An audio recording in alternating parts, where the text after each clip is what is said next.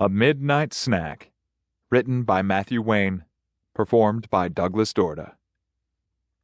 Something skittered deep within the plaster ceiling of the small white house, which had been raised some 80 years before at the corner of Michigan Street and Jackson Avenue. A run-down block west of the historic downtown center of Crouch, Jackson Avenue had always been home to the town's poor, ill, and ignored. Beyond the dozen shack homes in varying states of disrepair and the half-rotten maples that lined Jackson was a sleepy leg of the Grand Rapids rail line, and beyond the tracks grew the reason any man ever laid track in Crouch, Michigan: corn. Amber fields done in neat little rows for miles, with occasional patches of beets or soy.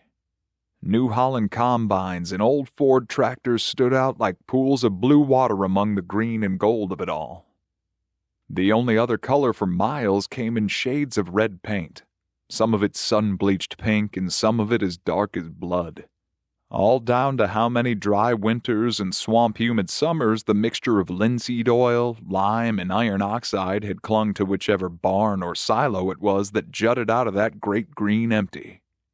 Lake Michigan could be tough on folks, just as it was tough on wood and tough on paint. But the corn always thrived and grew tall even as the folks on Jackson, those who watched it all come in and then go down the rails, did not. The way of things.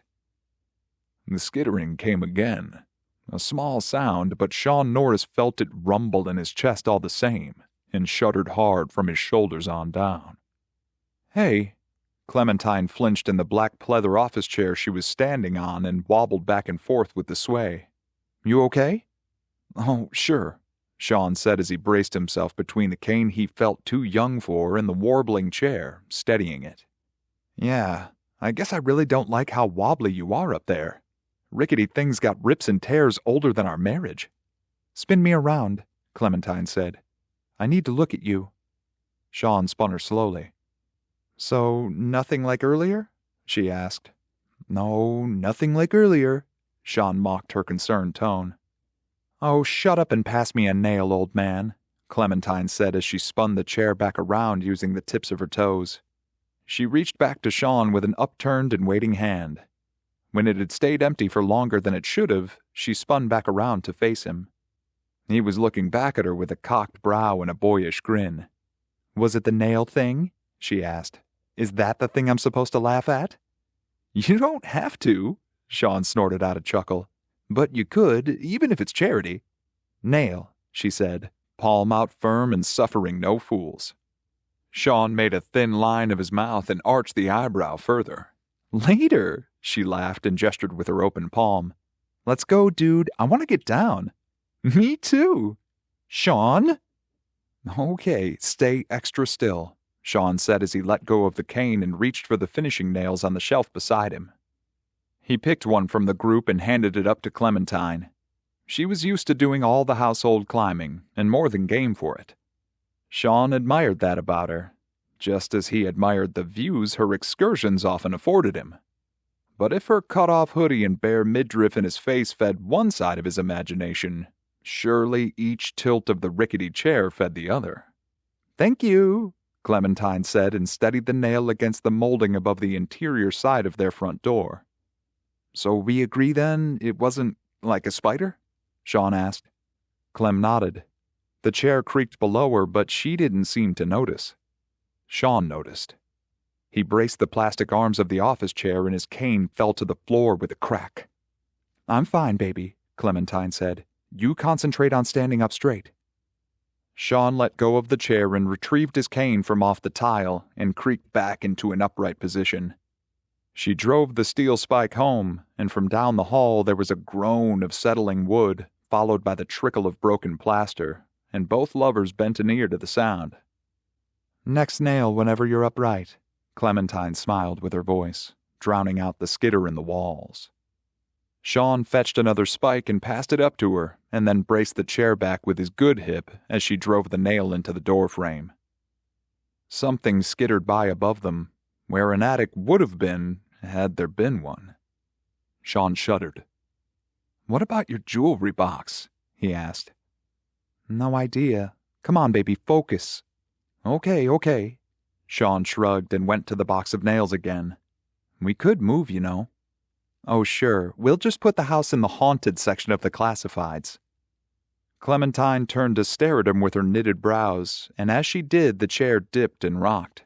She rode the motions like a surfer and grinned triumphant when the chair finally settled. You got time to be careful and sarcastic? Sean asked. I do, she beamed. Now, and Sean, this is important. Think good thoughts when you hand this last nail to me. Think about me, and think about Beanie. Think about the boys. Good thoughts. I get it. Clementine flexed her brow and set her jaw. No, Sean said. Really, I do. He passed the nail and thought of nights they stayed up too late talking over pillows. Clementine's fingers brushed his as she took the spike from him, and he thought of forts they'd made and games they'd played in that room with their nephews.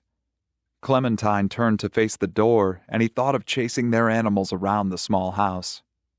As Clementine steadied the nail, Sean thought of things that made the house theirs, and only theirs. She swung the hammer down, and the wood shrieked like virgin ice as it split. She hammered again and again until there was no sound but the heavy thud of steel on board, and then she hammered still, the chair base rocking, and all the while Sean braced her, as it had to be done. Clementine went to her pocket and retrieved a small rope full of tiny knots they'd tied together that morning. Each one a memory, Sean.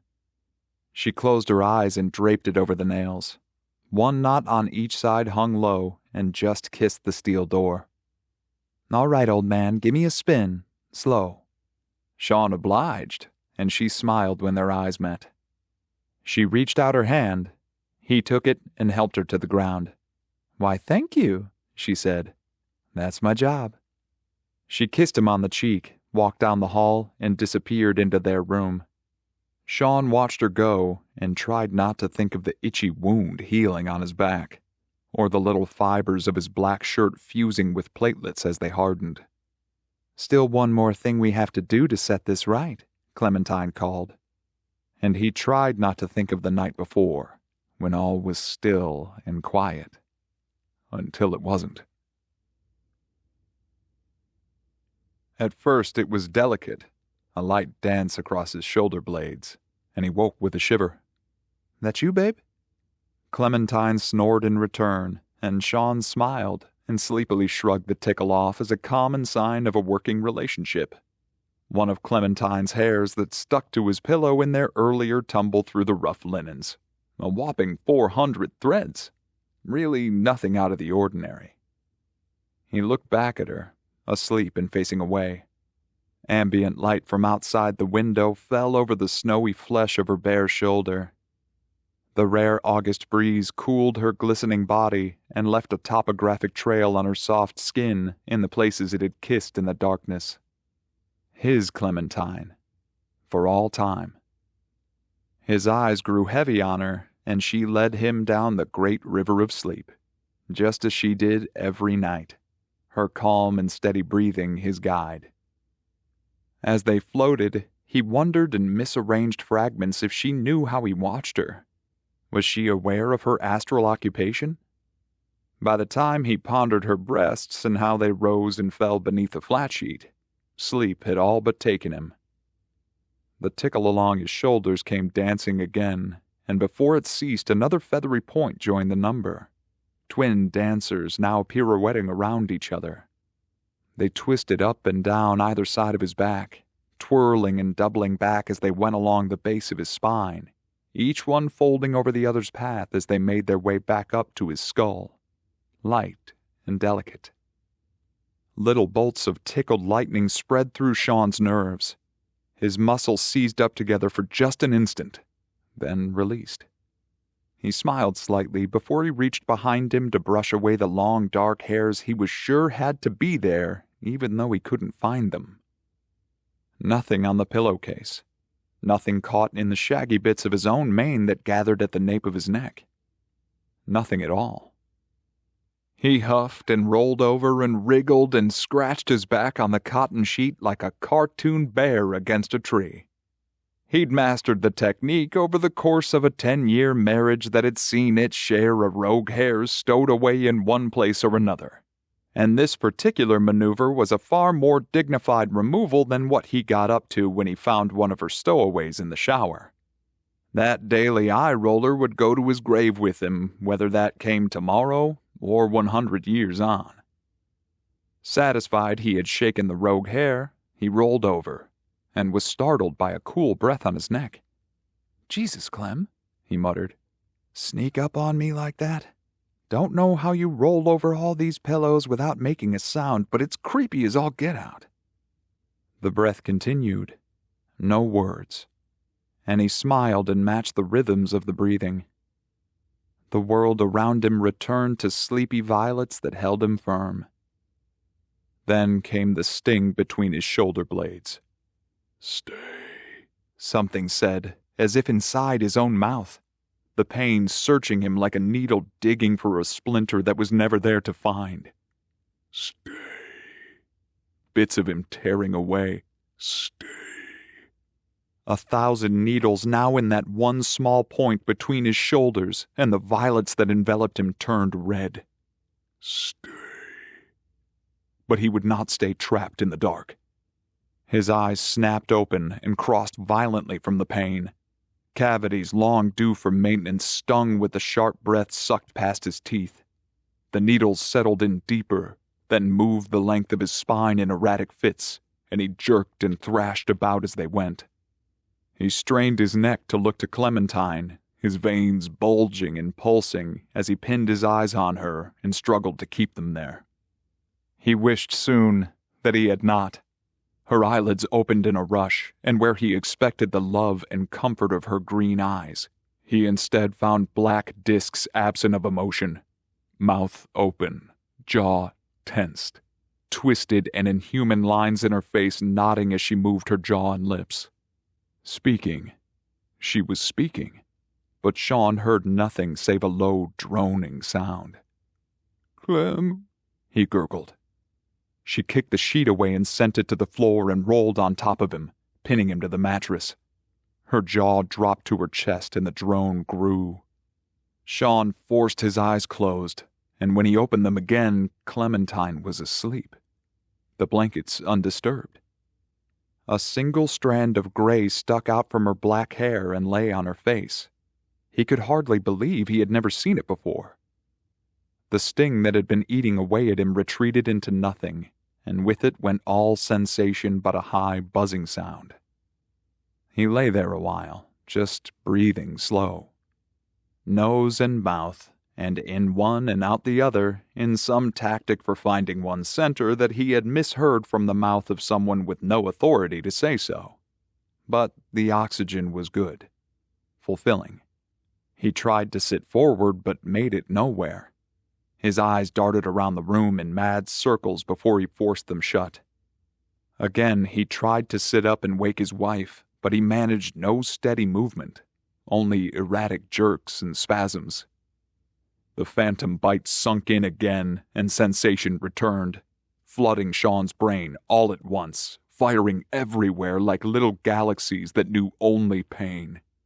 His mouth shot open, but there was no sound. The smell of blood filled the humid room. Copper. $500 in pennies. He stared up at the black ceiling, and even through the pain and strain that enveloped him, he felt the darkness staring back.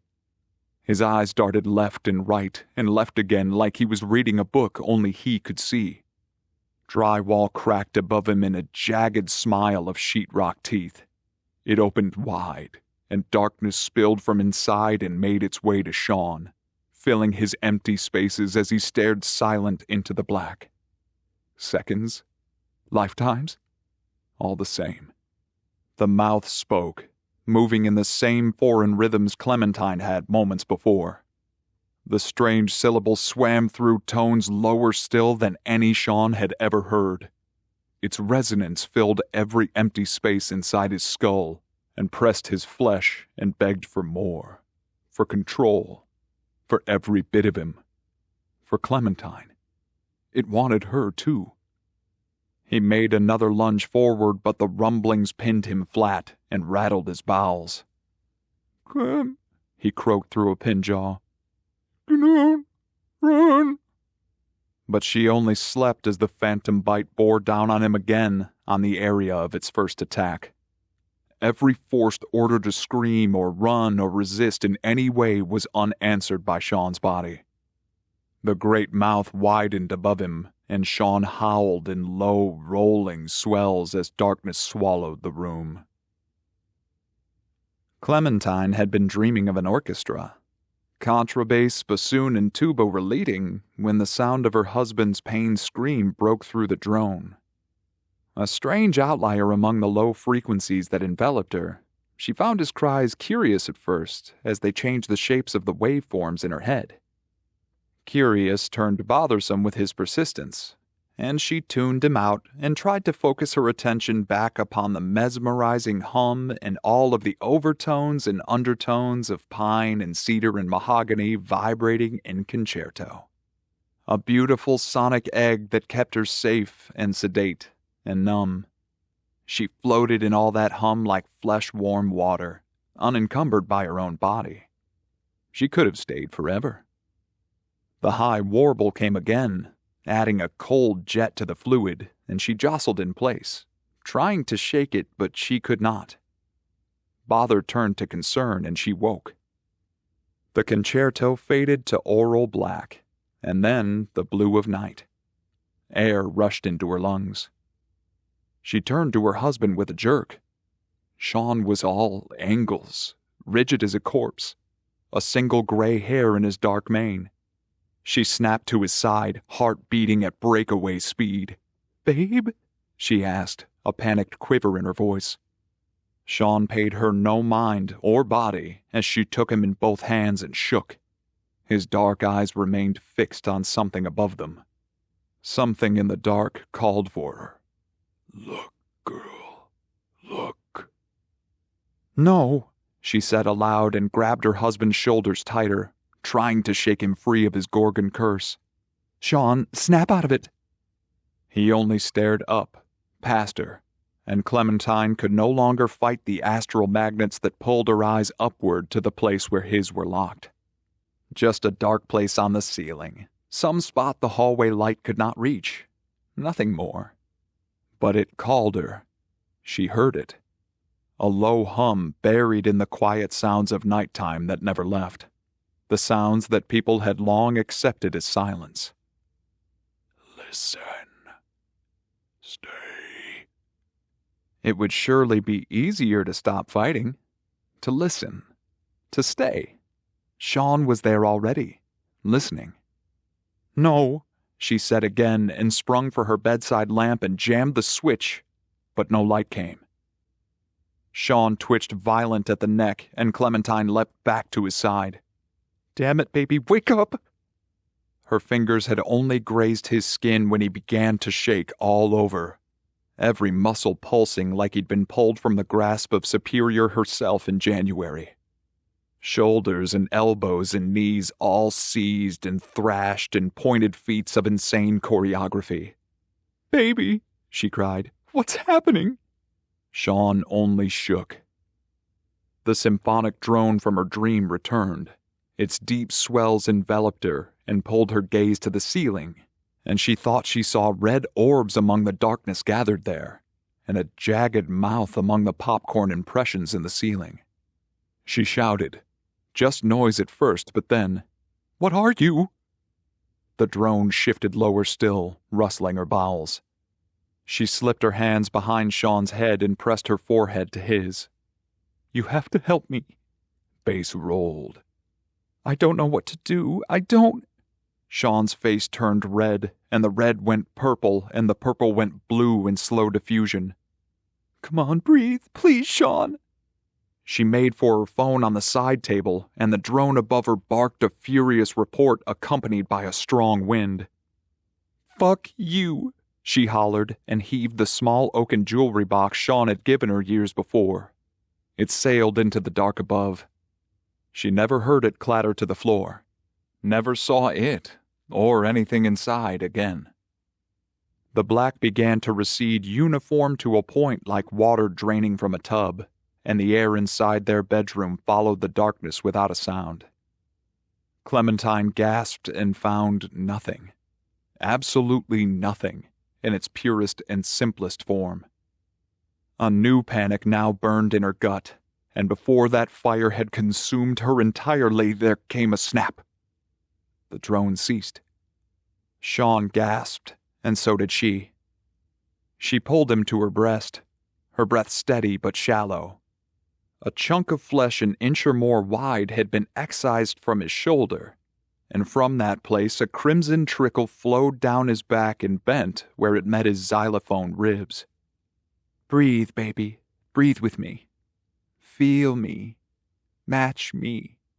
Sean nodded and sputtered and spat, but his breathing slowed and deepened, and color returned to him in the same smoky way it had left. Relief flooded Clementine's panicked fingers. A tickle where there had been nothing. "Come on," she said. "Look at me." He met her stare, eyes pained and determined to find stillness, but rolling loose in his head. "Do I need to call an ambulance?"